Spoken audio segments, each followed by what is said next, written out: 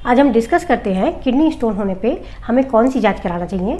Ultrasound कराना चाहिए, x ray कराना चाहिए या सीटी स्कैन करना चाहिए।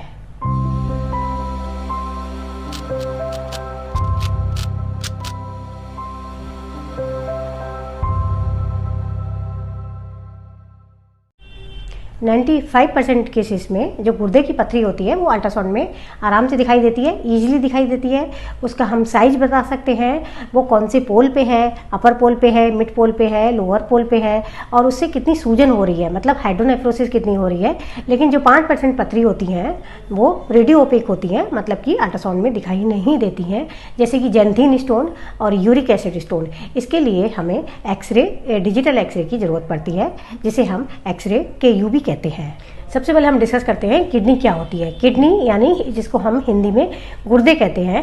हमारे शरीर में 2 गुर्दे होते हैं, राइट साइड में राइट गुर्दा होता है और लेफ्ट साइड में लेफ्ट किडनी या लेफ्ट गुर्दा होता है।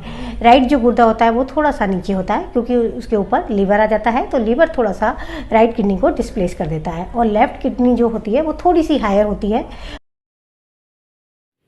जो दोनों गुर्दे होते हैं वो बीन शेप होते हैं और पीछे की तरफ होते हैं, पोस्टीरियर एब्डोमिनल वॉल में होते हैं और इनमें से एक नली निकलती है जिसे हम पेशाब की नली कहते हैं। तो जब भी पथरी होती है तो गुर्दे में जो पथरी होती है वो हमें अल्ट्रासाउंड में दिखाई देती है और जो अपर थर्ड में यहाँ तक जो पथरी होती है वो भी अल्ट्रासाउंड में दिखाई देती है। लेकिन जो अपर यूरेटर होता है वो किडनी से जस्ट निकलते हुए, हाइलम से निकलते हुए दिखाई देता है और उसमें अगर पथरी फंसी होती है वो भी हम अल्ट्रासाउंड से देख सकते हैं। मिड थर्ड जो यूरेटर होता है वो आगे की तरफ से जाके थोड़ा सा पोस्टीरियरली पीछे की तरफ चला जाता है और वो सैक्रम के पीछे चला जाता है, तो जिसको हम अल्ट्रासाउंड में नहीं देख पाते हैं।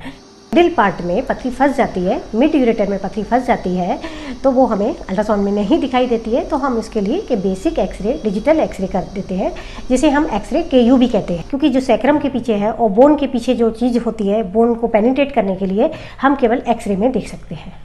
यूरेटर का जो सबसे नीचे वाला हिस्सा होता है, सबसे लोअर यूरेटर होता है, वो जब ब्लैडर में एंटर करने वाला होता है, जब दोनों यूरेटर ब्लैडर में घुस जाते हैं, जिसे हम यूरेटरो-वेसाइकल जंक्शन कहते हैं, तो उसके ऊपर जो यूरेटर होता है वो डायलेटेड हो जाता है, मतलब कि वो फूल जाता है और उसकी वजह से बैक प्रेशर चेंजेस की वजह से हाइड्रोनेफ्रोसिस या किडनी में सूजन हो जाती है। अगर ब्लैडर में, मतलब कि पेशाब की थैली में ही पथरी फंस जाती है तो भी हम ब्लैडर फुल करके पेशाब रोक के अल्ट्रासाउंड में आराम से देख सकते हैं। तो बहुत छोटी पथरी होती है, very small stone, 4 to 6 millimetre stone can pass out in the urine spontaneously, मतलब कि ये पथरी अपने आप गुर्दे से निकल के पेशाब की थैली में आती हैं, फिर पेशाब की थैली में आकर निकल जाती हैं। जो 6 से 8 मिलीमीटर की पथरी होती है, जिसे हम बॉर्डर लाइन स्टोन कहते हैं, उनके भी चांसेस रहते हैं, 90% चांसेस रहते हैं कि वो पथरी अपने आप पेशाब के रास्ते से निकल जाए।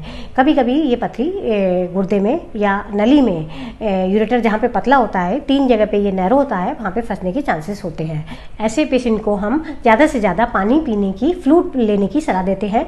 वो फ्लूइड किसी भी फॉर्म में हो सकते हैं, चाहे तो आप पानी पी सकते हैं, सोडा को डाइल्यूट करके पी सकते हैं, लेमन वाटर पी सकते हैं, नींबू पानी पी सकते हैं, कोकोनट वाटर पी सकते हैं, किसी भी फॉर्म में लिम्का या सोडा भी ले सकते हैं। किसी भी फॉर्म में अगर आप पानी लेते हैं तो पानी के प्रेशर से ये पथरी अपने आप बाहर निकल जाती है।